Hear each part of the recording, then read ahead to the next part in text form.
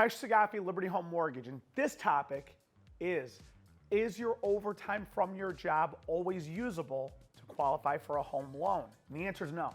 There's your answer, but you better keep watching this video. So let me show you this one. So when you're going to qualify for a loan, I have a ton of videos on this stuff, okay? Your income determines how big of a loan you can get, okay? Naturally, your income, we use the pre-tax amount, the gross income, but not all of your income is always usable. Let's talk about overtime.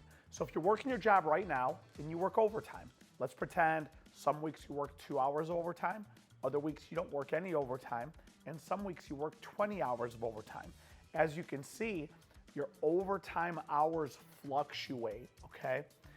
Because overtime is never guaranteed and consistent, and it's always the exact same amount. It never is, okay? Overtime varies. As soon as we start talking about variable income, the game completely changes, okay? Some weeks you work 2 hours, other weeks you don't work any overtime, other weeks you work 20 hours. Because of that fluctuation, this is the reason why it's not always usable. We have to develop a history of it. So first of all, if you just started your job and you've only been working overtime for 2 months, the problem is that's only 2 months, okay? The mortgage industry considers a solid history to be 2 years, okay? So legitimately, you should be working 2 years of overtime in order to properly use it to qualify you for a mortgage loan. Now, there's exceptions to these rules, okay? It doesn't have to be 2 years on the same job. It doesn't have to be. Preferably it is, but that's not the point of this topic here. I have over 700 videos on my YouTube page, so trust me, I go over every aspect of calculating income, credit, and God knows 1,000 other things. So check out those videos for that. But back to overtime being usable. I'll give you an example. I'm gonna write it down over here, okay? Here's overtime.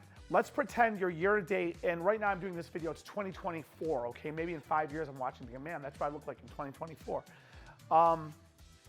Your year-to-date gross is here. This is the prior year of 2023 and the prior year of 2022.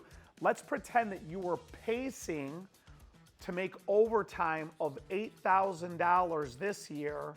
Last year you made $20,000 of overtime, and the year before you made $10,000 of overtime, okay? So the question becomes, this is you. 2 years ago at your job, you made $10,000 of overtime. Last year you made $20,000, so you worked a ton more overtime. But then this year you're only pacing to make $8,000 of overtime.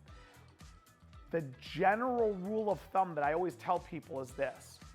You want to take the most conservative approach to using income to qualify for a mortgage loan.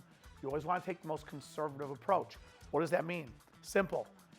If variable income, overtime, is declining from the previous year to the current year, in other words, this year you're pacing to make $8,000 of overtime only. Jobs have slowed down, the market's dried up, the economy's going bad, whatever.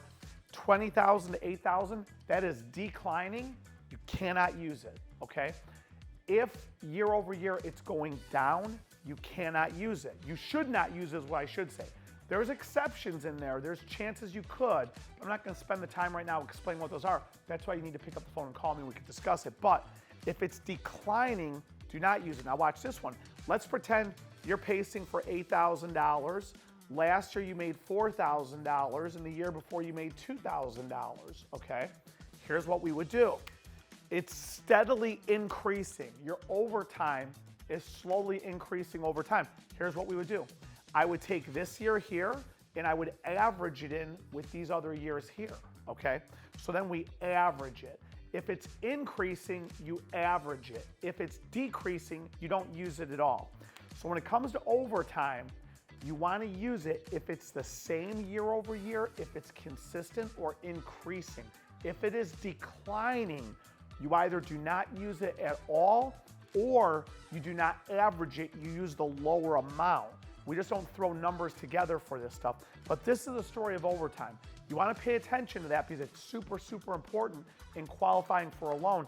And the mistake that a lot of lenders make is they'll just use your overtime on day one of the pre-approval, But then when the loan gets into underwriting and we get into those details, everything goes south. And then the next thing you know, the day before closing, you're declined and you're wondering why. This is the reason why. Pay attention to overtime. It's super important, but keep following my videos. I'll catch you on the next one.